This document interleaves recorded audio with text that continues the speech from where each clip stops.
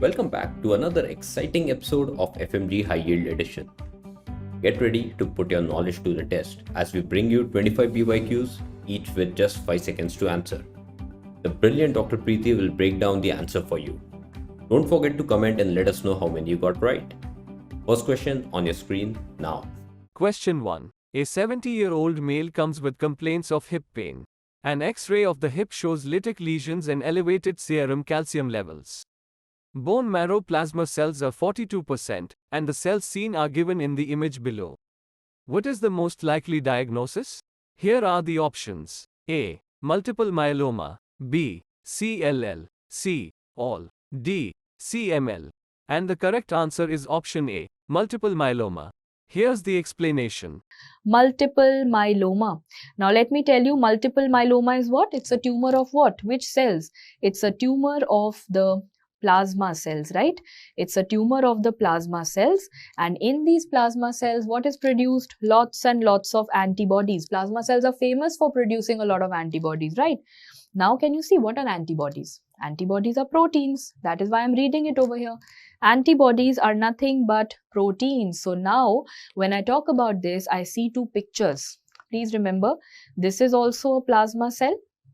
I'm dealing with plasma cell cancer, so obviously I will see plasma cells only. But I see some inclusions. Over here, I see some inclusions in the cytoplasm. These are known as Russell bodies. These are referred to as Russell bodies. So what are Russell bodies? Russell bodies are going to be intracytoplasmic. Russell bodies are intracytoplasmic. Over here, I see another body, but this time it's in the nucleus. So now I'm seeing something called as Dutcher bodies. These are the second one, which are Dutcher bodies. And where are Dutcher bodies? They are going to be within the nucleus. So they are intranuclear. So repeating once again, I have two bodies. The Russell, see, Russell has the SS sound. So where are they present? They are in the cytoplasm. Dutcher are in the nucleus. So there's always a confusion, which is in the cytoplasm, which is in the nucleus. So remember, Russell has the S sound, C sound. So that's in the cytoplasm. Dutcher is in the nucleus. Both of them are made up of what? They are made up of antibodies. Antibodies are proteins. Which, cancer am I talking about? Multiple myeloma. Question 2. A young person with recurrent seasonal conjunctivitis presents with itchiness and eye watering. What is the most likely cell involved in the immediate phase of this condition? Here are the options. A. Eosinophils. B. Mast cells. C. Neutrophils. D. Lymphocyte. And the correct answer is option B. Mast cells.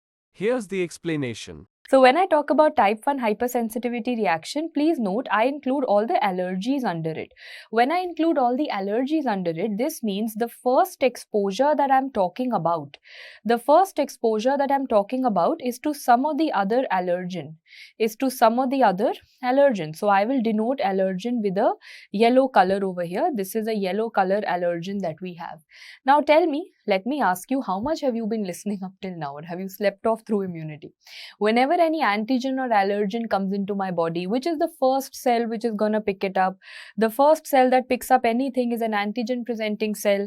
And whom is it going to give that yellow color allergen to? Will it just throw the ball like that? No, it will keep it on a tray. What is the name of that tray? It was an MHC. It's going to put the antigen onto an MHC and present it to whom? It is going to present it to the T cell. It is going to present it to the T cell. Now here the story changes. Tell me, T cell has what receptors? That also you know. T cell has what receptor? It has an alpha beta receptor. We've already done this also. Which T cell am I talking about now? This T cell will differentiate into Th2 cells. So in this entire story, the only thing that you had to learn was Th2 cell. Because tell me, what all is released by the Th2 cells? From the Th2 cells, we have the release of interleukin 4 and interleukin 5 and interleukin 13. Do we already know that information? Yes.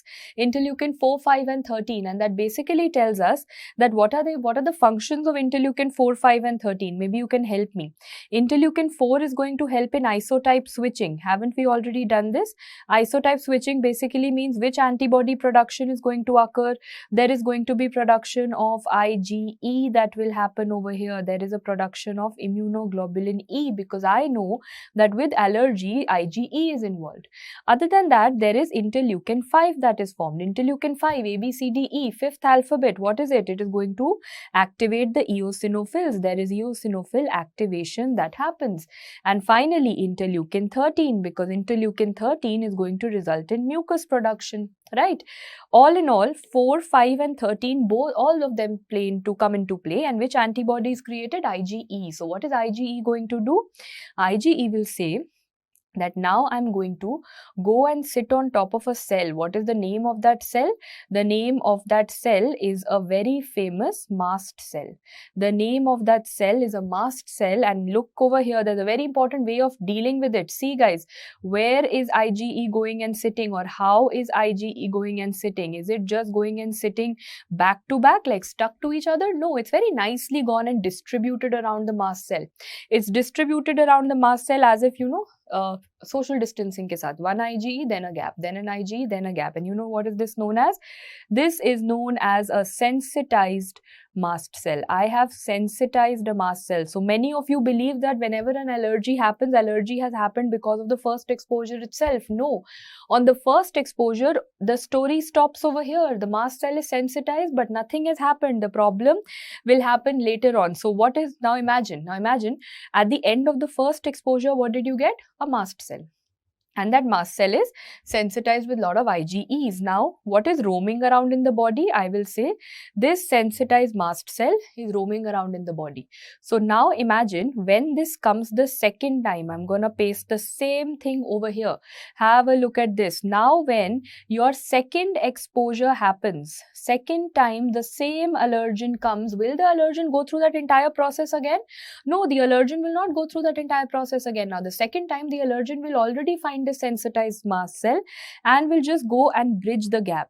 It will go and sit between the gaps. That is what it's going to do. So now it is no longer a sensitized mast cell. Now this mast cell has undergone a polymerization. Now this mast cell has undergone a polymerization. So basically social distancing gaya. Pehle we were having IgE with social distancing. Now the second antigen comes, second exposure happens, social distancing gone, polymerization results in what? It results in degranulation of the mast cell. The mast cell is going to burst, and as soon as the mast cell will burst, as soon as all the granules will be released, mast cell is the richest source of what? Mast cell is the richest source of histamine. So there is going to be a release of histamine that happens, and all of us know that in type 1 hypersensitivity allergies, it is histamine that causes everything. Question 3. Asbestos exposure may be associated with which of the following malignancies? Here are the options. A. Mesothelioma.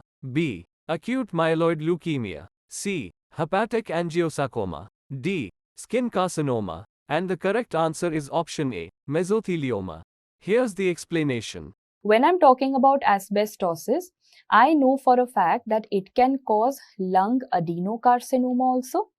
It can cause lung adenocarcinoma also, and it can cause mesothelioma also. So first thing is that for both of them, I'm going to get a similar history, right? Asbestos exposure. Question 4. Metastatic calcification occurs in all except. Here are the options. A. Kidney. B. Fundus of the stomach. C. Pulmonary veins. D. Atheroma. And the correct answer is option D. Atheroma. Here's the explanation. Everywhere the calcium levels in the blood will be elevated. So let me give you example number 1. If I say hyperparathyroidism, parathyroidism, all of us know that if parathyroid hormone is more, so for example, name one cause of parathyroidism, hyperparathyroidism, like a parathyroid adenoma or a parathyroid hyperplasia. So basic concept is that if the parathyroid hormone is going to increase, obviously the calcium levels are going to increase. And which calcification will I have then? Metastatic. Let's go by other examples. There are some cancers. Some very famous cancers in which calcium levels increase. Two very famous ones are renal cell carcinoma and breast cancer. In renal cell carcinoma and breast cancer, there is also an increase in the calcium levels. Next, imagine someone having vitamin D intoxication. So again, my concept tells me that if there is too much of vitamin D, obviously there will be too much of calcium. So more of vitamin D, more of calcium will get absorbed. Similarly, a syndrome which is not seen too much nowadays, but yeah, was very common once upon a time, again leading to increase in calcium, Milk-Alkali syndrome. Milk-Alkali syndrome also increases the calcium. Next, coming to a tumor, multiple myeloma. Multiple myeloma. Can you wonder why? What was multiple myeloma? Multiple myeloma is tumor of plasma cells. Why is a tumor of plasma cells increasing calcium? Come down to what is the bony problem. What happens in multiple myeloma? We get bony lytic lesions. The bone breaks. There is bony lytic lesions. See, if the bone is breaking, bone has what? Bone has a lot of calcium. If the bone is breaking, where is that calcium going to go? All of that calcium is going to go into the blood. So there's going to be an increase in the calcium levels. Coming on to the last, but saving the best for the last, that is sarcoidosis. In fact, for sarcoidosis, measuring calcium levels is a part of the diagnostic protocol. Why? What is there in sarcoidosis? If you've read the next chapter, that is inflammation, you all know that sarcoidosis shows you a very famous granuloma called a non-caseating granuloma. It shows you a granuloma called non-caseating granuloma. And do you know what this granuloma does? This granuloma makes vitamin D3. It has a production ability. It has a production of vitamin D3. So think logically, if vitamin will increase, if vitamin D will increase, what will happen to the calcium levels? Obviously, the calcium levels will increase, and that is one of the most important points about this table that I want to tell you. That sarcoidosis increases calcium levels. Why does it increase calcium levels? Because it makes vitamin D. Who makes vitamin D? The granuloma makes vitamin D.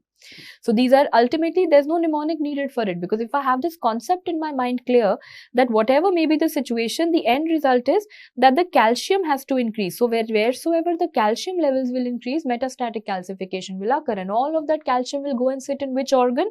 Going all the way back, all of that calcium is going to go and sit in the lungs. That is what I had taught you. The most common organ affected is the lungs. Question 5. A 38-year-old man presented with bleeding gums for 20 days.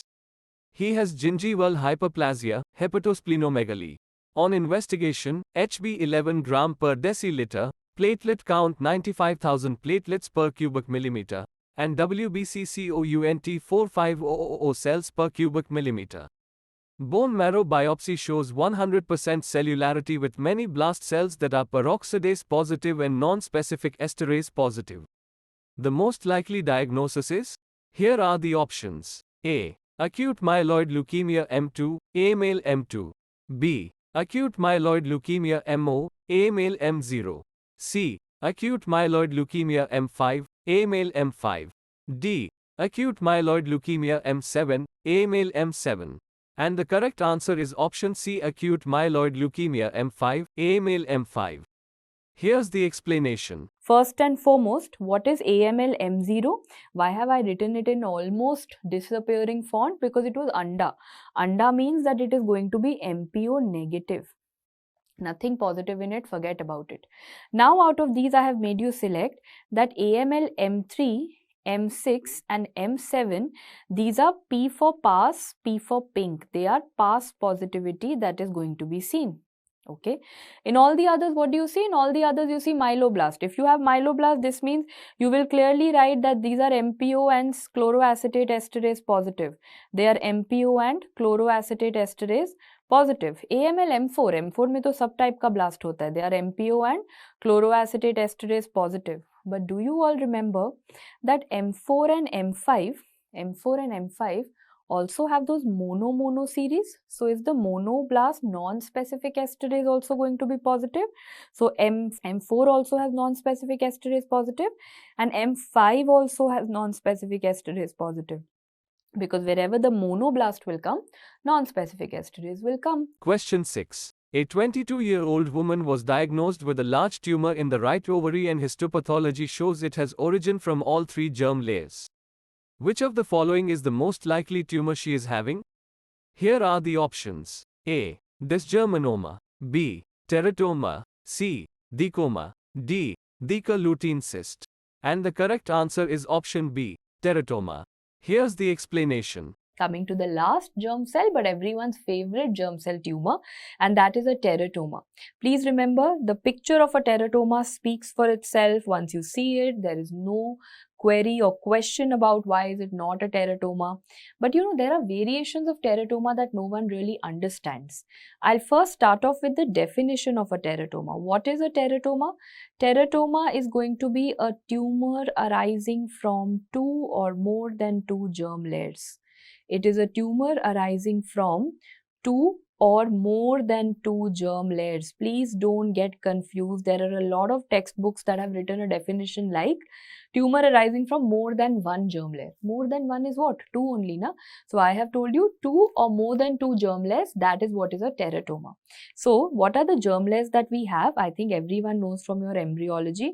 We have ectoderm, we have endoderm, and in between the two, we also have mesoderm. So ectoderm, mesoderm, and endoderm, these are going to be the three germ layers. So basically, a tumor should have something from these germ layers that I've mentioned. Question 7. Which of the following conditions is associated with hypocalcemia, thymic hypoplasia, cardiac abnormalities, and deletion of chromosome 22q11.2? Here are the options. A. Williams syndrome. B. Pitt syndrome. C. DiGeorge syndrome. D. Cre-du-Chat syndrome. And the correct answer is option C. DiGeorge syndrome. Here's the explanation. What is DiGeorge syndrome? We always study it with a mnemonic known as catch-22. Okay, so let me write down that mnemonic, because then life becomes a lot easier by writing that mnemonic. When I write catch-22, the 22 tells me that there is a deletion 22q11. That is noted over here. First thing, when 22q, what is 22? The long arm of 22. What is deleted? There is a gene called the TBX1 gene that is going to be deleted. There's a gene called TBX1 gene, and that is deleted. You know what happens because of it? The third and the fourth pharyngeal pouches. The third and the fourth pharyngeal pouches are not developed. When third and fourth pharyngeal pouches don't develop, remember there are two organs that will not form. One is the thymus and one is the parathyroid. When the third and the fourth pharyngeal pouch does not develop, the third and the fourth nahi hua, the thymus and parathyroid will not form. Think logically. If there is no development of parathyroid hormone is decreased, what will happen to the calcium levels? If parathyroid hormone is decreased, calcium levels will be low. So what does H stand for? H stands for hypocalcemia. H for hypocalcemia. Next, that is why, because the parathyroid did not develop, because the thymus does not develop, what happens because of that? Now remember, thymus was the place where the T cells had to mature. So remember, if there is thymic aplasia that you have, this means that the T cells are going to be defective. The T cells will not be able to mature over here. Coming to the next, I've understood that okay, 22 chromosome is a problem, as a result of which thymus nahi bana, so T cell problem, parathyroid was not formed, so calcium is a problem. What else? Because long ago, DiGeorge syndrome was also known as velocardiofacial syndrome. It was also known as velocardiofacial syndrome. Now they are said to be two different entities, but once upon a time they were velocardiofacial syndrome. And what you need to know under this is, what is the cardio? So there must be some cardiac problem. Yes. What is the cardiac problem that I see over here? Lots of problems, but tetralogy of Fallot is one very common problem. So cardio word I have understood. Patient has tetralogy of Fallot. Question 8. A child, upon disturbing a beehive, had several stings. After a few minutes, the child developed symptoms of shock, respiratory failure, and vascular collapse. Which of the following is the principal mediators of this reaction? Here are the options. A. Adrenaline. B. Histamine. C. Dopamine.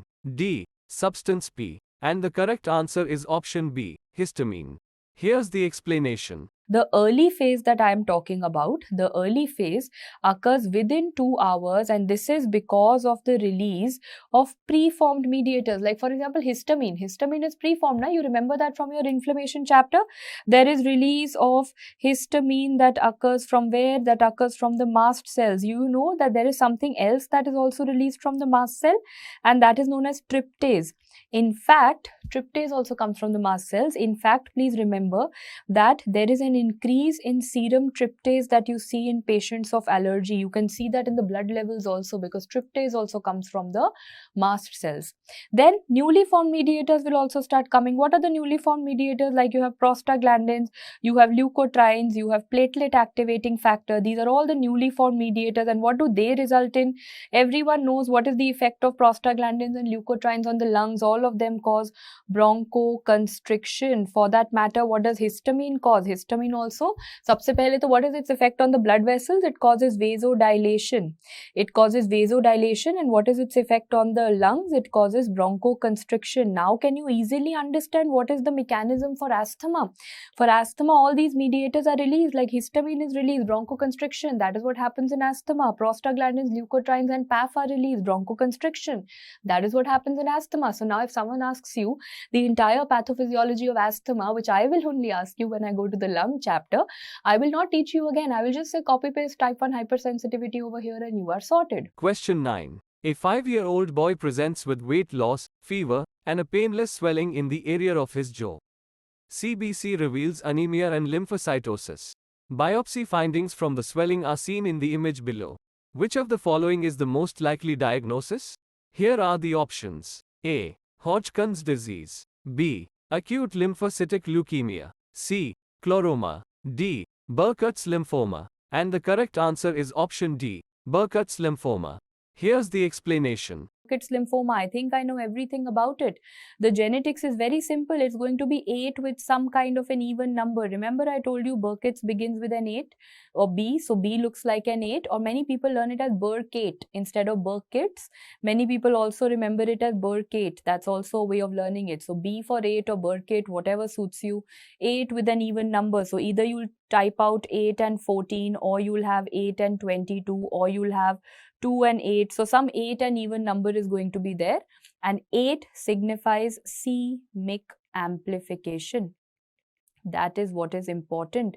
So c-MYC is amplified. Please remember that this is very commonly associated with tumor lysis syndrome. Very famous question in medicine. The lymphoma associated with tumor lysis syndrome is Burkitt's lymphoma. It has certain types. What are the types? Firstly, it could be endemic. And you know, where is it endemic? It is endemic in Africa. But endemic to what? Endemic means that all the cases are associated with Epstein-Barr virus. So, you know, this usually presents, I'll tell you a history. They will always give you an African child with a jaw swelling. I'll show you a picture also in a while.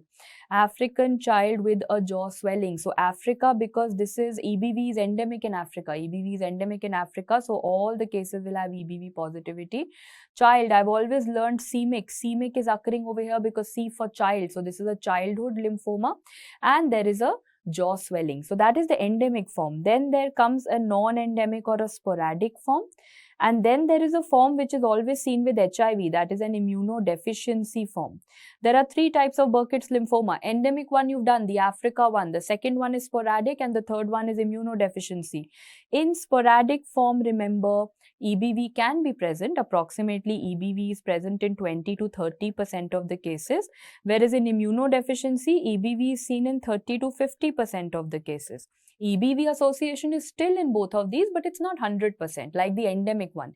EBV is there in these also, but they ask you the site. In sporadic, remember it is going to be the ileocecal junction or the GI tract which is commonly present. So they will give you the history of a child with an ileocecal mass. They will give you the history of a child with an ileocecal mass. GIT involvement will be there. And for immunodeficiency, they can give you any site on this planet. Imagine, I've seen a case of once, a very, very rare case, hardly documented in literature. I've seen a HIV positive patient with the Burkitt's lymphoma of the eye presenting as proptosis. Very, very rare. Burkitt's lymphoma of kidney has been published so many times in HIV positive patients. So yes, that makes it quite rare sites, or any site of the body can be affected if the patient is HIV positive, immunodeficient. If it is sporadic, it will be a GIT mass, but when it is endemic, the most common, African child jaw swelling. So have a look at that African child. This child is a celebrity because every GT, every subject-wise test, every exam, everyone has this African child with a jaw swelling. But now you know the reason of why have I called it Africa. So when I say African child with a jaw swelling, Africa's significance lies in Epstein-Barr virus being present in 100% of the cases. So now when you do an FNAC from the lymph node, so for example, there's a big jaw lesion over here, I put a needle inside it, I did an FNAC and then I did a biopsy. So what are the differences that I'll see? Have you seen this picture elsewhere in this chapter only? There are vacuolations present, and I'll repeat that story. The vacuolations are oil, red, O, positive. Where did we study? Did we study the similarity in some ALL? Which ALL? L1, L2, L3. And that time also I told you L3 and Burkitt's are counterparts. L3 was also oil red O positive. Burkitt's is also oil red O positive. They're almost like counterparts. Coming to the next, that is biopsy. The biopsy shows you the famous starry sky appearance. So the sky, the background of this edition of PrepLadder is anyway, the background is like the sky. But now we have, what we are teaching you are the twinkling stars. That is what we are teaching you. So you can see the black background with twinkling stars. So what is the black background? Black background is all of these blue color. All these blue color cells. So do you know that when you are talking about the starry sky appearance, they ask you what is the stars and what is the sky. So this black background sounds pretty dark. Means the black background is the tumor cells. The sky part is the tumor cells. And what is shining? Like I told you, whatever we are teaching you, high yielding points, those are going to be the stars, the ray of hopes. That is not a tumor. That is the nice part. Those are referred to as tingible body macrophages. Those are referred to as tingible body macrophages. Let us mark it out. Have a look at this, guys. Look at the background. The background is all dark. The background is all dark, so that's all the tumor. But if I look at some white cells in between, can we all see there are some whitish cells? If you want, we can zoom in also.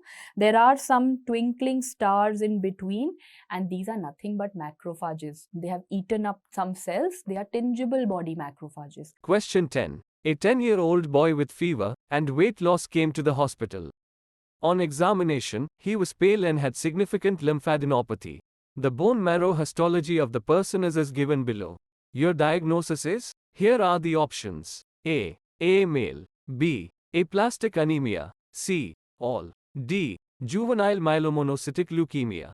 And the correct answer is option C, all. Here's the explanation. I'm starting with ALL, as you said, acute lymphoblastic leukemia, which is the most common in children. ALL is very commonly, or the most common leukemia that you see in children. This is also the most commonly seen leukemia in people with Down syndrome. Remember, I had taught you this in genetics also, that Down syndrome overall means no age mentioned. They've not mentioned 2-year-old, 10-year-old or 20-year-old person with Downs. They've just said a person with Downs and which blood cancer is he at a risk of. So remember, overall the risk of is ALL. Overall it is ALL. And it is the most common in children. Now let's start with the classification. Please remember that when we go ahead with the classification of ALL, again there are two bodies. One is the French, American and British body, and the other is the World Health Organization body. So let's start with FAB, French, American, British categorization says there is something known as ALL L1, then there is something called ALL L2, and something called ALL-L3. But tell me, whichever kind of ALL may be there, which blast am I talking about? We are talking about lymphoblast, and what is the cutoff? It should be more than 20%. So please remember, ALL-L1, if I just look at all these blasts, I can zoom in also if you want. Do you see they are all of the same size? Pick up one size and roughly, with a minor variation, but roughly all of them are of the same size. Can I say the same kind of blast is seen everywhere? Can I say L1 shows you one population? L1 shows you homogeneous blasts. L1 is going to show you homogeneous blasts, one population. When I talk about L2, now try to look at it. L2, can you see some of them are a little smaller, some of them are medium, and yes, I can see a variation. Some are small, some are huge, chota bada, that is what you can see. So I can see 2 cell populations. I can see heterogeneous blasts. I can see heterogeneous blasts that are noted. So I have learnt it in such a simple way. ALL L1 will show me one type of blast, all of them are of the same size, and ALL L2 is going to show me two type of blast, that is heterogeneous. When I talk about ALL L3, guys, this is the most different looking, the most variant looking, because if you look at it very carefully, the blasts are showing you certain white holes. Can everyone see those white holes in the blast? Those are cytoplasmic vacuolations. Why are white areas coming? ALL L3 blasts are showing me vacuolations because these vacuolations contain fat. Now all of you are going to tell me, if it contains fat, I have a stain which everyone is aware of, and that stain is oil red O positive. So they ask you a simple question. Out of ALL L1, L2, L3, which of them is oil red O positive? ALL L3 is oil red O positive. Now, further they will ask you, which of these is the most common and which of these is the least common. So L1 is the most common, L3 is the least common. Which of them has the best prognosis? So the most common one is going to have the best prognosis or excellent prognosis, whereas the least common one that you have, that is L3, that is going to have the worst prognosis. This is what you have to learn. Question 11. A 9-month-old boy presents with progressive pallor and abdominal distension. On investigations, hepatosplenomegaly and malar eminence as seen in his peripheral blood smear is as shown below. He has low HB, Menzer index is found to be less than 13. What diagnosis would this signify in this patient? Here are the options. A. Megaloblastic anemia. B. Iron deficiency anemia. C. Thalassemia. D. Pernicious anemia. And the correct answer is option C, thalassemia. Here's the explanation. Beta thalassemia minor.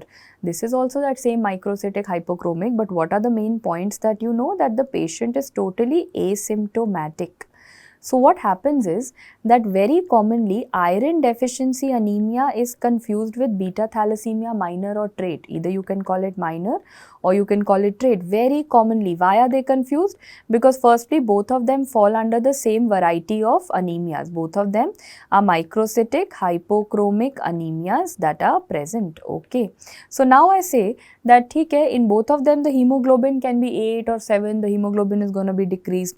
But tell me, which of them is going to have a greater RBC count? What did I tell you? Which of them is going to have a greater RBC? Did I just tell you that thalassemia patients mein RBC count increases and iron deficiency anemia mein to iron hi nahi hai, so when food is not there, then obviously the RBC production will not occur, hai na?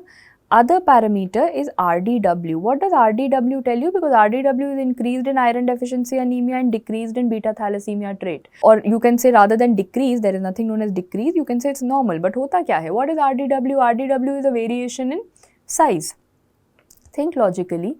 Iron deficiency anemia is a nutritional problem. Iron sometimes will be good in the diet, sometimes will be bad. Sometimes iron is going to be taken in the form of supplements, sometimes it will not. So sometimes when it is good, you have normal size RBCs. Sometimes when iron is low, you have chota RBCs. After few days again iron is good, then again it is bad, then again it is good, again it is bad. So is there going to be a variation seen in iron deficiency anemia? Yes. Whereas beta thalassemia trait is a genetic problem. Once a person is born with it, that person shall die with it. That genetic problem cannot change. Genetics is irreversible. Na? So all throughout it is going to be chota microcytic cells. The RDW will not change. RDW, there's no variation. All of them are chota. It has nothing to do with iron or diet or any of those sorts. So remember, iron deficiency anemia is a lifestyle and a diet related thing. So variation hoga. Whereas beta thal is a genetic thing. So there's going to be the same size all throughout life.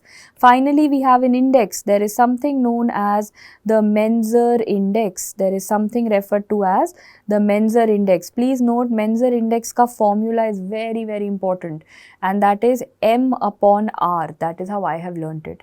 It is MCV upon RBC. MCV upon RBC. Please remember, if MCV upon RBC comes out to be more than 13, I suspect iron deficiency anemia, and less than 13, I suspect thalassemia. How will I learn this?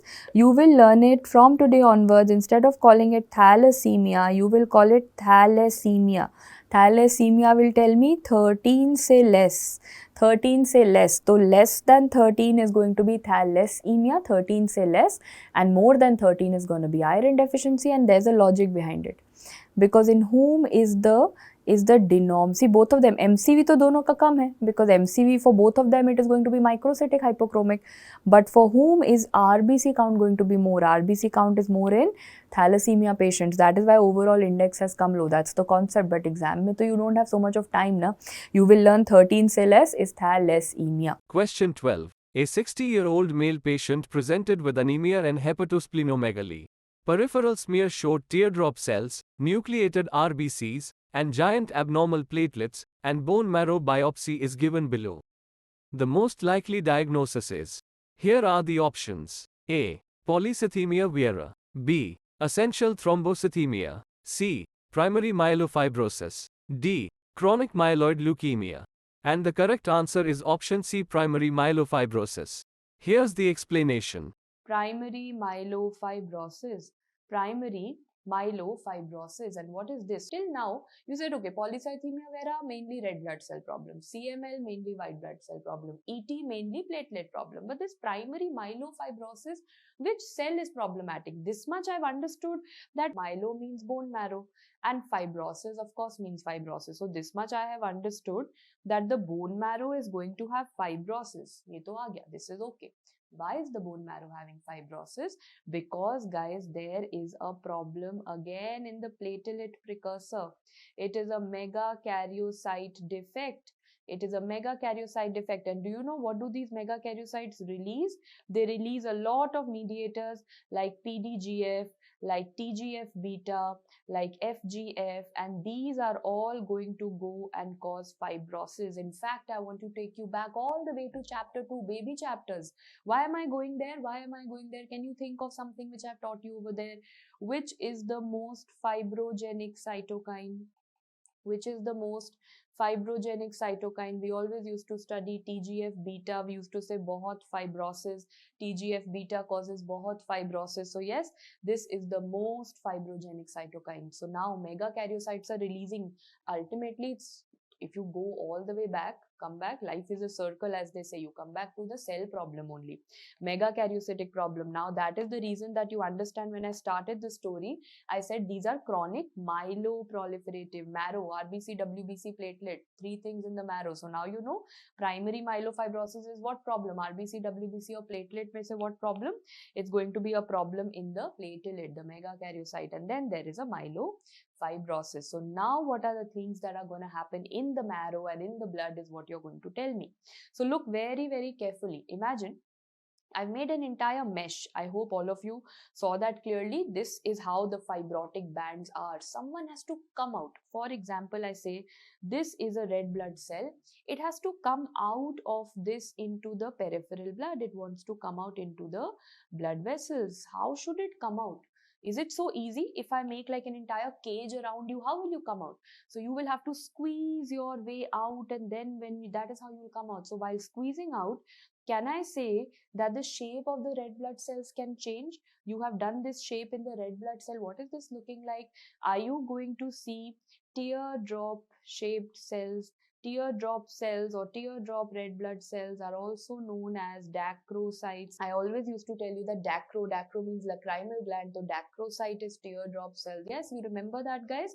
So repeating once again, please note, teardrop cells or red blood cells are seen in myelofibrosis. It's seen in myelofibrosis. You've understood why. To get out, it changes its shape, stretch ho jata hai.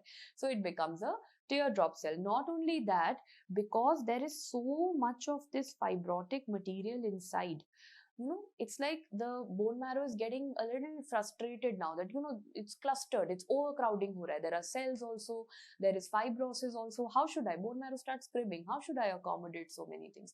Bone marrow says, no, just get out. Some things have to get out. What has to get out? It will start releasing the precursors.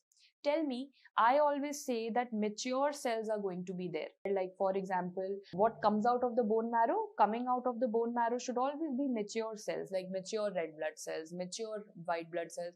All immature things should stay in the bone marrow. Mature things should come out.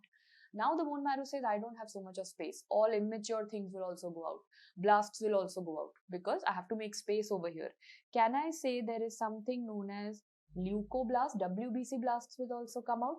RBC blasts will also come out.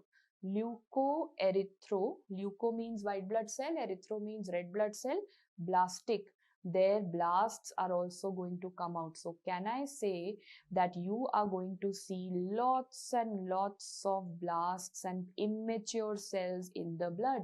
That is the total picture of a peripheral blood of myelofibrosis. Question 13. A 70-year-old man presents with chronic low back pain, fatigue, and headaches for the last few weeks.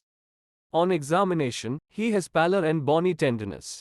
Lab investigations revealed an increased ESR and his skull radiograph revealed several punched-out lytic lesions. Which of the following is the best investigation for this patient in the options given below? Here are the options. A. Serum electrophoresis showing IgG. B. Serum levels of CA15.3. C. Whole body scan. D. CT head with contrast. And the correct answer is option A. Serum electrophoresis showing IgG. Here's the explanation. So what do you see in multiple myeloma? We see an M spike. M, please, M is not IgM antibody. M stands for monoclonal or myeloma spike. Monoclonal or myeloma spike, because again and again I'm telling you, the most common antibody is not IgM. The most common antibody is going to be IgG. That remains. So M is not for IgM. Question 14. A 40-year-old man has been diagnosed with solid cancer of the bowel. He also experienced massive proteinuria a few months after the initial diagnosis of cancer. What do you think is the likely cause of the development of urinary findings? Here are the options. A. Membranous nephropathy. B. Focal segmental glomerulosclerosis. C. Membranoproliferative glomerulonephritis. D. Dense deposit disease. And the correct answer is option A. Membranous nephropathy. Here's the explanation. Membranous glomerulonephropathy, like I told you, is the most common nephrotic that you have in two situations, that you have in elderly and you have in cancers, because old people usually have cancers. Usually, if I go by the rule, old people have cancer. So having said that, how I have learnt it is that this is the disease that shows you spiky pattern. वो spiky wala pattern means it shows you the peak pattern and it is seen at the peak of the age. That's how I have learnt it. Membranous glomerulonephropathy shows you a spiky pattern, so peak pattern, and is seen at the peak of the age where cancers occur. Easy to learn. Now, what are the causes? It can be primary, which earlier was said that we don't know the cause, but then later on studies were done and they found the cause. So there's primary and then there is secondary. So I wish I could tell you it's just idiopathic and run away from it, but now they know the cause and there's an update. There's a Robbins 10th edition update, so you have to listen to me super carefully. What was known since many, many years is that there are some antibodies against the PLA2 receptors. Phospholipase A2 receptors, and those are responsible for this. In fact, I'll tell you something very interesting. Where are PLA2 receptors present? PLA2 receptors are present in the human kidney. They also ask you that when in membranous glomerulonephropathy, that is a disease when there are antibodies present against which antigen? Against PLA2 receptor antigen. So that is what they talk about, humans. Whereas then they wanted to ask you about rats and mice. I don't know why they want you to study about the kidneys of a rat or a mice, but then they said that there is something very similar in human models known as Hayman nephritis. See, it has the word man, but it's not in man. Hayman nephritis, and that is similar to this because in that the antibodies are against an antigen called a Megalin antigen. So this is another thing that they want to tell you when it comes to animals. Tiny cute animal I have drawn. So it looks like hey man, but it's not man.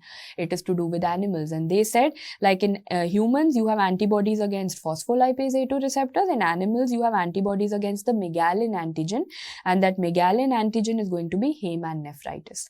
Sorry for making you learn about other animals and their kidneys. So let us come back to human kidney. So like I said, there are antibodies against the phospholipase A2 receptor. This I know since decades, nothing new. What is new and what is the update is antibodies against thrombospondin and antibodies against CD10, and they have been associated with what? Right now I told you this is a disease in the old people 60 and above. Now I'm saying this is associated with neonatal membranous glomerulonephropathy. Antibodies against thrombospondin and CD10 neutral endopeptidase. These were all antibody primary causes. Now coming to the secondary causes. Under secondary, please remember you have the usual. If I ask you what is under secondary, you will say the entire Harrison is under secondary. Harrison is what? Harrison is reading about medicine is what? Reading about infections, reading about cancers, reading about diseases like diabetes, SLE, and finally reading about their treatment. So the entire medicine can probably come under this. Now coming back, so when we are talking about drugs, you have drugs, for example, gold, NSAIDs, penicillamines, gold, NSAIDs, penicillamines, number one. Cancers, so many cancers can lead to this. Colon cancer, lung cancer and melanoma are their favorite questions in the paper. In systemic diseases, they put up the most famous diabetes mellitus and SLE. But in infections, I know all of you have been waiting for infections. There's a long list. Out of that long list, I have selected 6.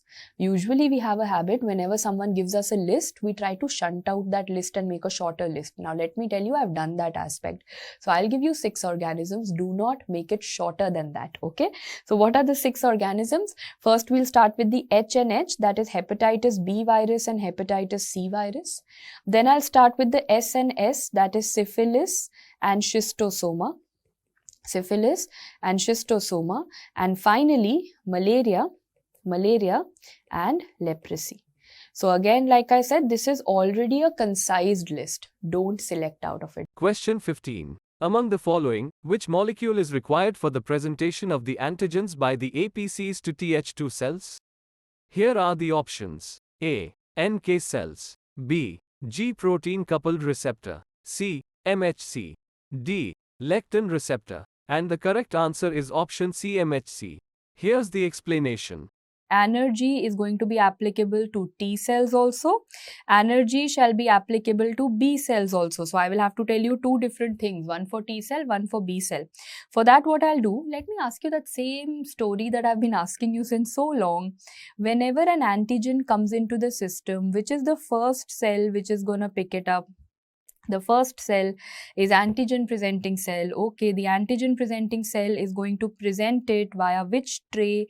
Via the MHC tray, and is going to present it to whom? So for example, if this is the MHC, it is going to present it to the T cells. That is what we studied. So now I'm going to draw a big T cell over here, because now we have to study a lot of things. When this is a T cell, which is the receptor of the T cell which receives everything? Did we study T cell receptor is alpha beta? Yes, T cell receptor is alpha beta. So what did I say? Signal number 1. What is signal number 1? Signal number 1 is that when the MHC, when the antigen presenting cell and its MHC are going to give the antigens to the T cell receptor, that is the first signal. T cell will say, oh, antigen I have come to know, but T cell has a problem. T cell is like all of us. T cell never ever relies on one source.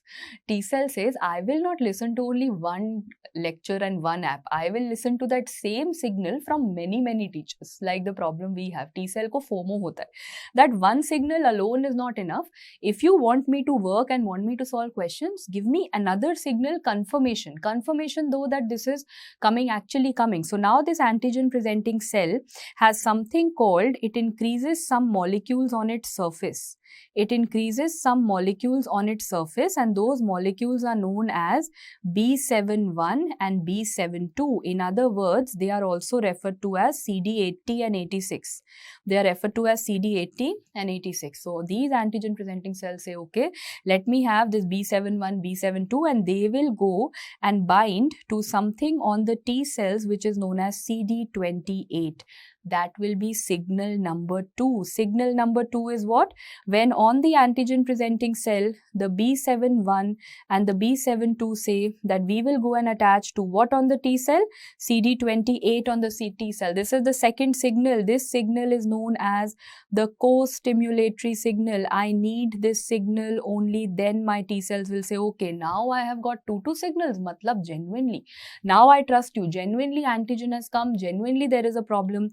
Now this T cell will say, okay, let me get activated. So what did you analyze? For a T cell to get activated, do you need one signal or two signals? Two signals. One signal is the usual one. Antigen presenting cell on a tray on an MHC is giving it to the alpha beta of a T cell. This is usual one. What is the second one I told you? That these B71 and B72 become too many on antigen presenting cell. They go and give a signal to something on the T cell called CD28. Question 16. Most specific antibodies in systemic sclerosis.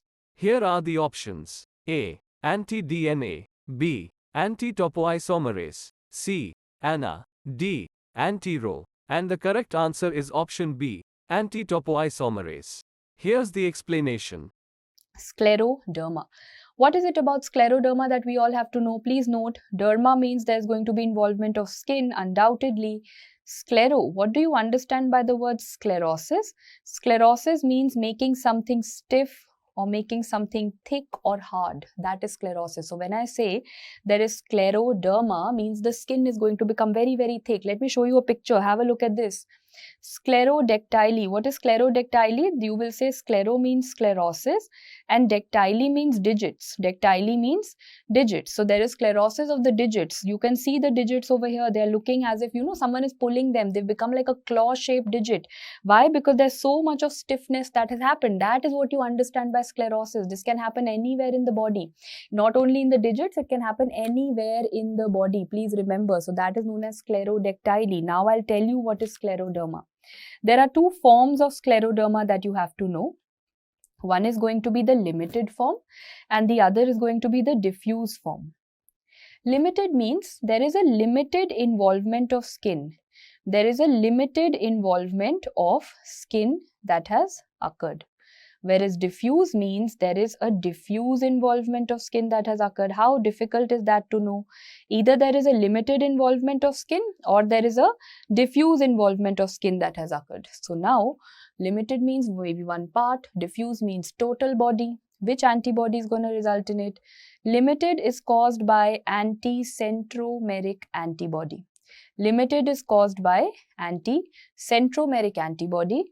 Diffuse is caused by anti-topoisomerase antibody. Anti-topoisomerase antibody, also known as anti-SCL70. How, ma'am? How can you just write so many things without telling us how to learn this? Don't worry, I'm not leaving you anywhere.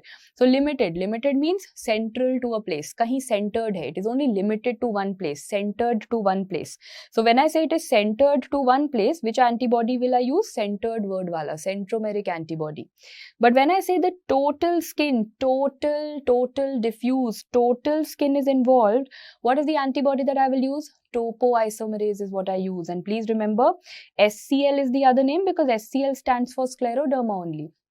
This in fact is the most specific antibody that you have. Because it was the most specific antibody of this disorder, that is why they named it after the disease only. They called it SCL70, SCL for scleroderma. Let's do a repeat. Whenever I say scleroderma, it's of two types, limited or diffuse. Limited matlab limited to the part of the skin, it is centered. Centered means which antibody? Anti-centromeric. But if they say total skin is affected, when total skin is going to be affected, that basically means total matlab diffuse, total, topoisomerase antibody. This is the most specific, so they gave it the name of the disease, that is anti-scleroderma 70. Question 17. Most common brain tumors seen in children. Here are the options. A. Medulloblastoma. B. Pilocytic astrocytoma. C. Meningioma. D. Glioma. And the correct answer is option A. Medulloblastoma. Here's the explanation. Medulloblastoma. Firstly, some things you already know. Is it a bomb blast? What grade is it? Bomb blast means grade 4. So let's start. When I talk about medulloblastoma, I'll write grade 4 over here already because we know it. I'm again going to write something called C and C. Is it reminding you of some CCC earlier? Was there any tumor earlier which was CCC? Means that was happening in child. This is also happening in children. That was happening in which part of the brain? Cerebellum. This is also happening in the cerebellum. But that was cystic. This is not cystic. What was that tumor?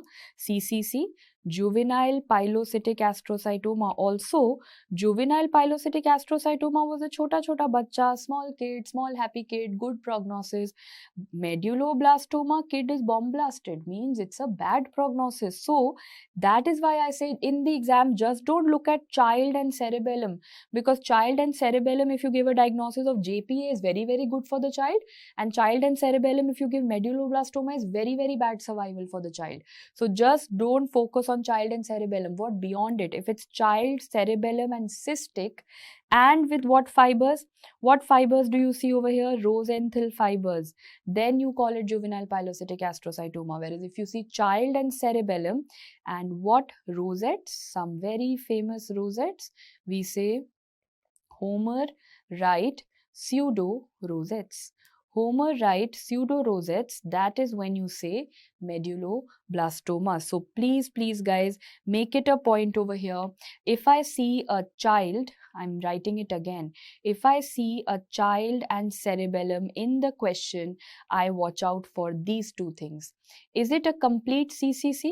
Is it a child cerebellum and also cystic? Plus, is it showing me the Rosenthal fibers? This means this is a juvenile pilocytic astrocytoma and this is going to have a good grade 1 prognosis.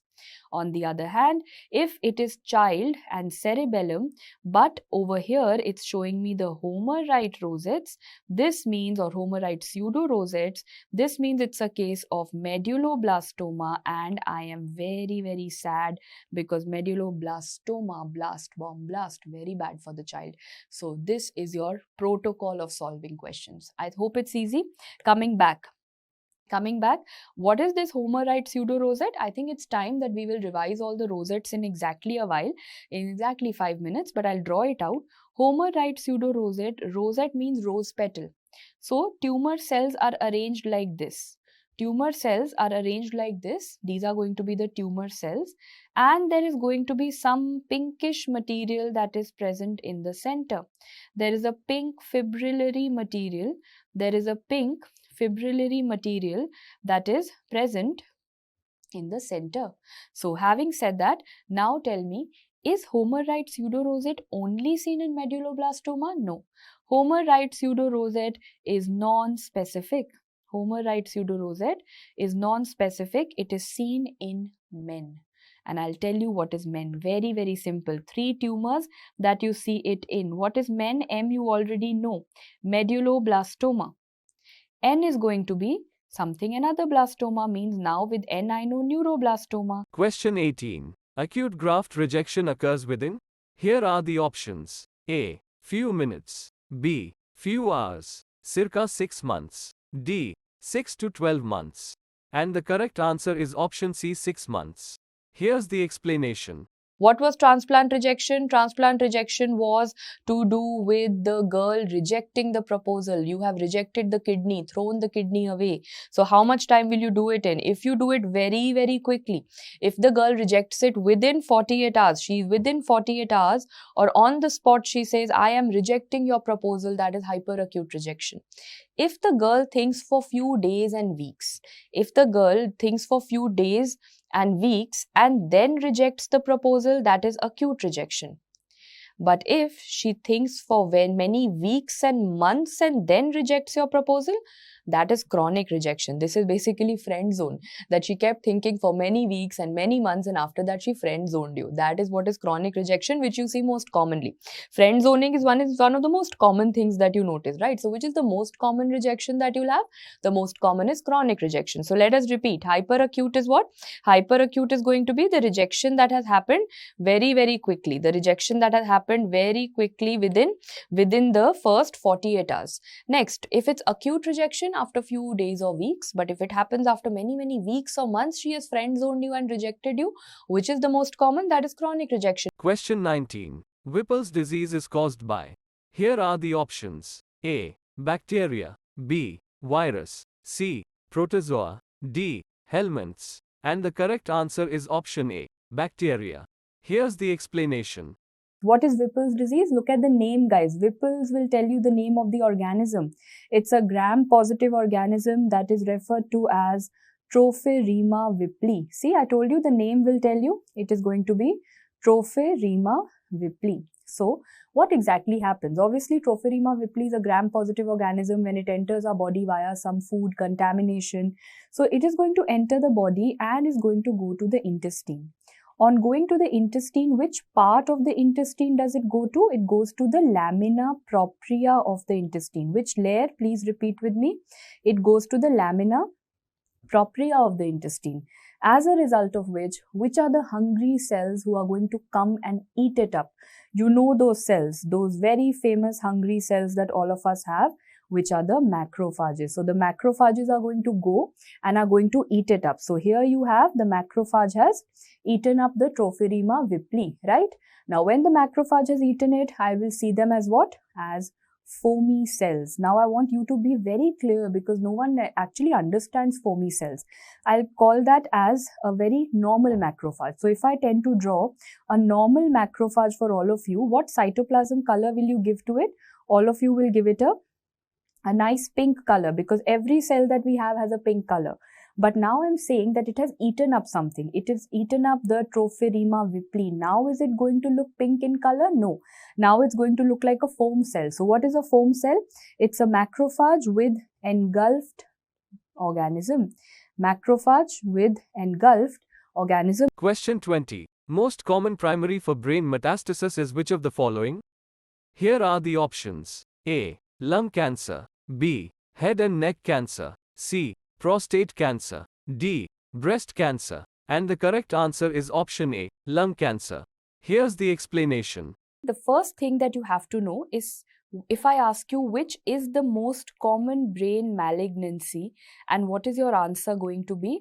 Now this is where most students falter. So let me tell you, if I ask you this question for the brain, or if I ask you the same question for the heart, or I ask you for the lungs, or I ask you for the liver, or I ask you for the bone.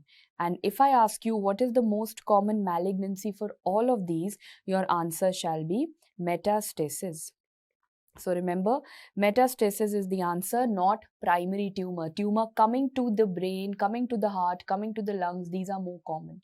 So yes, what is the most common brain malignancy? That is going to be the metastasis. And what is the most common cancer to send brain metastasis? Most commonly comes from small cell lung cancer.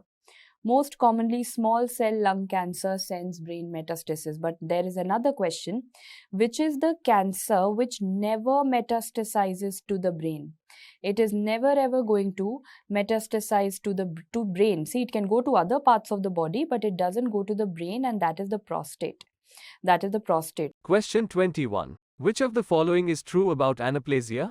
Here are the options. A. Loss of cohesion between cells. B. Loss of differentiation. C. Change of epithelium type. D. benign and fully reversible. And the correct answer is option B, loss of differentiation. Here's the explanation. Anaplasia. What is anaplasia? In simple terms, if I tell you what is the definition, anaplasia refers to loss of differentiation. So now I always, tell the students that sometimes we end up telling you a definition which is tougher than the real word itself. So first we did not know what is anaplasia. Now I've told you loss of differentiation. We don't even know what is differentiation. So how will I understand anaplasia? So first I will have to explain to you what is differentiation. When that differentiation will be lost, then we'll come to anaplasia, right? So what is differentiation? It's a very basic thing if you think of yourself and your parents. Do you look like your parents? Of course, genetics matters. So your face, your overall appearance is very similar to some of your family members. That is structural, physical similarity. As you will grow older, you will realize that you are behaving also a lot like them, right? So do you also have a behavioral similarity with your family members? Yes. So that is exactly, this means you are differentiated. When I said you are differentiated, I mean to say that you look like your parents, you behave like your parents, means you are differentiated, means everything is good. But if you stop looking like them, if you stop behaving like them, then I'll be a little worried. Why are you not looking like them? Why are you not behaving like them? Then I'll start thinking that why is that happening? And that not looking and behaving like them is known as anaplasia. So if you've understood that story, now let's understand what is differentiation. Forget yourself, come back to tumors. So what is differentiation? Remember, differentiation is defined as the structural and functional similarity. The structural and functional similarity of a tumor to the parent organ, which means what? Let me give you an example. Of, say, for example, there's a tumor in the liver. There's a tumor, let me draw one tumor. There's a tumor that is happening in the liver. So what do you expect? Should the tumor look exactly like the liver cells? Yes, there should be structural similarity. Similarly, should the tumor behave like the liver? What does liver help in? Liver helps in all the bile conjugation. So the tumor also do that? Yes, functional similarity. So tumor should look like the parent organ. Tumor should behave like the parent organ. That is known as structural and functional similarity. But now when I'm saying that structural and functional similarity is lost, when this entire situation is lost, means now the tumor stops looking like the parent, stops behaving like the parent. That is what you refer to as the anaplasia. So simple. What is anaplasia? Loss of differentiation, not looking like the parent organ. That is anaplasia. And like I told you, this is defined as the hallmark feature. Question 22. A 57-year-old male came with complaints of swelling over the scalp region which gradually developed over 6 months. Now complaints of pus discharge several times in the past month are associated with pain. On examination, swelling sized 3 by 2 cm, firm, fixed, tenderness, plus, warmth, plus, punctum, plus, discharge, plus. Incision and drainage was done, and the wound was left open to heal. Which of the following is a mechanism for healing in this case? Here are the options. A. Granuloma formation. B. Scab formation. C. Granulation tissue. D. Neovascularization. And the correct answer is option C, granulation tissue. Here's the explanation. If the person dies within the first 30 minutes of a heart attack, the only thing that can help me do the diagnosis is electron microscope. It will show me relaxation of the fibers and mitochondrial swelling. If the person dies after 30 minutes, within 4 hours, I will see the first light microscopic change, that is V&V, vacuolation and waviness. So till 4 hours, when nothing was helping me grossly, what was the stain that was helping me? The stain that was helping me was TPTC, triphenyl tetrazolium chloride, only till 4 hours, because what is going to happen after 4 hours? After 4 hours, I can myself see the color change. So 4 hours to half a day, little bit color change, little bit necrosis. Half a day to 1 day, lot of color change, lot of necrosis, and that final attempt to contract. So 1 day is over. So now tell me, how will you further divide it? 1 to 3 days. Now go by 3-4 day slots. 1 to 3 days, then 3 to 7 days, and 7 to 10 days. And think logically over here. What is the first inflammation that happens? Acute inflammation. What is the cell of acute inflammation? Neutrophils. So what do you think? Which cells will you see in the first 3 days of a heart attack? You will always see neutrophil. Okay. After acute inflammation comes chronic inflammation. What is the cell of chronic inflammation? Macrophages. So what is the cell that you'll see in the next 3 to 7 days? You will see macrophages. You're just going by logic of inflammation. Neutrophils is going to be acute inflammation. Macrophages are going to be chronic inflammation. After that, you say now, first in that chapter you studied acute inflammation, then you studied chronic inflammation, then you studied repair. What is the hallmark of repair? Hallmark of repair is granulation tissue. So early granulation tissue starts on which day? When I'm saying granulation tissue, my basic concept is I'm talking about a repair, which means good for the heart. Lucky 7 is good for the heart. What do I say as lucky 7? Basically on the 7th day, the repair will start. So of course it's lucky for the heart because it started repairing. So simple. First 3 days acute inflammation, next 3 days chronic inflammation, next 3 days repair. Acute, chronic, repair. 1 to 3 days, 3 to 7 days, lucky 7 means repair has started. But till 7 to 10 days, it's only early granulation tissue. That means now after that, we are going to have proper granulation tissue, and from granulation tissue, what exactly am I trying to form? Collagen. So within the next 1 week, I will have early collagen that will form. Then from 2 weeks to 2 months, a lot of collagen will form. And after 2 months, a proper scar has developed. Question 23. PTT is prolonged in which of the following? A. Hemophilia A. B. Christmas disease. C. Von Willebrand disease. D. ITP. Here are the options. A, B, C, B, A, B, D, C, A, C, D, D, B, C, D. And the correct answer is option A, B, C. Here's the explanation. I now want to give you a final chart of all this platelet count, BT, PT, APTT, of whatever we have studied very quickly. Listen. First, pick up the platelet problem. Bernard-Soulier is a platelet what? Quantity problem or a quality problem? It was GP1B9 defect, so quality problem. तो मतलब count तो normal रहेगा. Count will be normal. There is no problem in the count. And because it's a platelet problem, तो PT, APTT का तो I don't have to look at it also. It's just a platelet problem but not a count problem. It's a platelet GP1B9 problem. So the only parameter that shall be elevated will be the bleeding time. Same goes for Glanzmann thrombasthenia. Glanzmann thrombasthenia is also not any count related problem. Glanzmann thrombasthenia is a GP2B3A quality related problem of the platelet. So if it's a problem of the platelet, the only thing elevated will be the bleeding time. Coming to the next, ITP. ITP, immune thrombocytopenic purpura, thrombocytopenia, come on, the platelet count has to be low. And platelet problem hai, to bleeding time has to be elevated, rest everything will of course be normal. Whatever I've not filled in the blanks over here means normal only. So repeating, these are the 3 platelet disorders that I have in front of you. One of them is the quantity problem. Platelet count has gone down, that is why bleeding time is elevated. The other 2 are quality problems in which the platelet count has not gone down but quality mein problem hai, so the bleeding time is elevated. Common sense, platelet problem, the only parameter bleeding time. Now let's talk about hemophilia A versus hemophilia B. Hemophilia A and hemophilia B. One is going to be factor 8 deficiency, one is factor 9 deficiency. Both of them are intrinsic pathway. So what is the only thing elevated in them?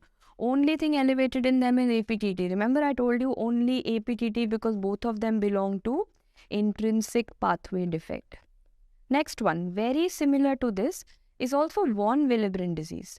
When I talk about von Willebrand disease, guys, I hope you remember this was a problem in 2 things. Von Willebrand was a problem in the platelet also, was a problem in factor 8 also. Platelet ka problem tha, that is why bleeding time is elevated. Factor 8 ka problem tha, that is why APTT is elevated. Rest everything of course remains normal. Coming to HUS-TTP. In HUS-TTP again, the only concern was thrombocytopenia, platelet. So when platelet is a problem, the count was going down and bleeding time. So a platelet related problem tha, it was nothing to do with PT, APTT at all. Finally coming to the horror story. That is consumptive coagulopathy, the DIC, where everything is getting consumed. The platelets are also going off, matlab bleeding time will get elevated. Clotting factors are also going, so PT and APTT, where everything is going to be deranged. That is a classical case of consumptive coagulopathy or DIC. So basic in the exam, bleeding time में problem आ रहा है तो platelet problem, PT APTT में problem है, it is a clotting factor problem. Question 24. MC site for amoebiasis. Here are the options. A. Liver. B. Cecum. C. Transverse colon. D. Sigmoid colon. And the correct answer is option B. Cecum. Here's the explanation. The three ulcerative conditions, TB ulcer, typhoid ulcer, and an amoebic ulcer. So first and foremost, all of you can visualize TB ulcer that you have over here is going to be like this. What kind of a configuration of this ulcer do we have? So TB ulcer is usually said to be a transverse ulcer. It is a transverse ulcer. Whereas look at the typhoid ulcer, guys. The typhoid ulcer over here, it's coming in a longitudinal direction. Typhoid ulcer is coming longitudinal. So this was, remember, it used to be one of your pass-fail questions when you were talking about, when you were in your second year, it was your pass-fail question, right? So if you couldn't answer this, then the examiner was very, very angry at you. But at that time, we never made so many mnemonics because we didn't have 19 subjects to study. Now we have. So remember, the tie is always worn in a longitudinal manner. Tie hamesha longitudinal. So typhoid ulcer is going to be longitudinal, whereas TB ulcer is going to be transverse. Easy to learn. Also, one more thing. What is the most common location for both of them? Both of them are going to occur mostly in the ileocecal junction. The ileocecal junction is very common for the TB and the typhoid ulcers. That is why I have to know the difference, which is transverse, which is longitudinal. Now coming to the third one, that is amoebic ulcer. Amoebic ulcer is not in the ileocecum. It's a classical involvement of the cecum alone. And this is what I mean by amoebic ulcer. Guys, amoebic means which amoeba am I talking about? Entamoeba histolytica. And what is the classical shape of the ulcer that it has? Same, we have studied it in microbiology also. That is a flask-shaped ulcer. I've got you a little bit of microbiology here as well. When we say flask-shaped ulcer, I want to zoom into the flask. I want to zoom into the flask and I want to find out that what is there inside this flask. So I visualize that there is a lot of these dirty kind of looking cells. They're not dirty. Look at them. If you pick up any cell over here, especially this one's my favorite. It's showing you the most classical. Do you see inside these cells, there are some red color dots? You know what are these? These are all the trophozoites of entamoeba. These are all the trophozoites of entamoeba. And now you will say that why are they looking so red? Because I want you to recall from your microbiology that the trophozoites show a very famous phenomenon known as erythrophagocytosis. Trophozoites are going to show you erythrophago. What is erythrophago, guys? Eating up of the red blood cells. They show you erythrophagocytosis, which is very, very important. That is why you're seeing cells like this and they have those red color dots inside it. The red color is nothing but red blood cells. Erythrocytes are being eaten up. That is how you identify the trophozoites of entamoeba histolytica, right? Another question coming to your mind, why flask shape? Why not longitudinal or transverse and all of those? Because if you look at a flask, it has a narrow neck, yes, and it has a wide base. So what happens is when entamoeba histolytica starts breaking, it breaks the mucosa, goes down, breaks the submucosa. Fine. Mucosa broken, submucosa broken. What is the third layer that it's going to come up to? So mucosa broken, submucosa broken. Then it says here I have is the muscularis layer. Muscle is really tough. No parasite can come and just break the muscle like that. So then the entamoeba says, I fail. Entamoeba fails. Entamoeba says, I can't go beyond the muscle. So what will I do? Now I will start breaking the submucosa this side and the submucosa this side. So first it goes down. Then it realizes I can't go further. So it starts going on the side. That is the reason, guys, that you get a narrow neck and then you get a broad base like this leading to a flask-shaped ulcer because the muscularis layer cannot be broken. It is a tough layer that is there. I hope everyone's understood the concept of a flask-shaped ulcer. So the three ulcerative diseases are done in terms of the infections. Question 25. A 31-year-old male patient presented with steatorrhea, abdominal pain and weight loss. Duodenal biopsy showed villus atrophy with crypt hyperplasia. The given disease is associated with which of the following? Here are the options. A. Blood group B. B. HLA-DQ3. C. HLA-DR4. D. HLA-DQ2. And the correct answer is option D, HLA-DQ2. Here's the explanation. Malabsorption that we all have to know is something that is on the rise, and that is celiac disease or gluten-sensitive enteropathy. Okay, once we do all these malabsorptions, we'll make a table in the end with a summary. Fine. When I say celiac disease, some people call it celiac sprue, and it means the same. So please remember, this is also known as gluten-sensitive enteropathy, which means I first need to understand what is gluten, because these people have a problem with gluten. Gluten is present in the bro cereals. What is the bro cereals? That is barley, rye, oats have this, and wheat also has it. So basically everything that you guys are consuming on a daily basis that has gluten. And these people have a problem with gluten. So why? I don't have a problem with gluten, thankfully. There are some people who have a problem with gluten. Why? Because these have HLA, DQ2 and DQ8 polymorphisms. Please remember, if someone has this genetic problem, if someone has HLA, DQ2, DQ8 polymorphism, that person is going to have a problem with these brow cereals. So every time the person will consume these brow cereals, the person will land up with diarrhea. Thank you for joining us today. Don't forget to mark your calendars for the next video on surgery PYQs. Show your support for our initiative by hitting that thumbs up button. And if you're new here, consider subscribing to stay connected. We can't wait to see you again.